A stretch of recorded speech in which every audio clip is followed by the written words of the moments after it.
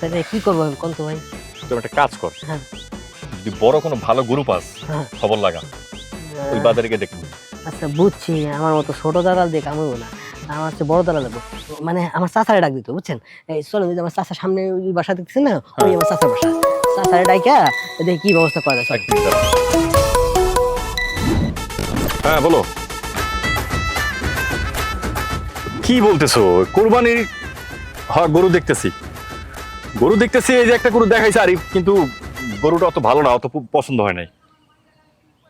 ও, তোমার তোমার বোনের বাড়িতে একটা গরুর রান আবার একটা ছাগলও দিতে হইব। আচ্ছা ঠিক আছে। আরে ফ্রিজ দরকার হলে 2 দিন পরে কিনতেছি, কোরবানির তো এখনো 4-5 দিন বাকি আছে। গরুর মাংস 2টা ফ্রিজে, বুঝছস? বললাম না। আচ্ছা ঠিক আছে, রাখো, আমি দেখতেছি। তোর ভাবি কি কয় জানোস? কি? এমন গরু কিনতে হইব, এমন গরু কোরবানি দিতে হইব জানে 2টা ফ্রিজ ভরে মাংস রাখতে পারে। চল চাচার বাড়ি যাই। হ্যাঁ চলেন। আচ্ছা কি এখন বাড়িতে আছে কিনা এটাই তো করতে পারি না। দাদা আছে?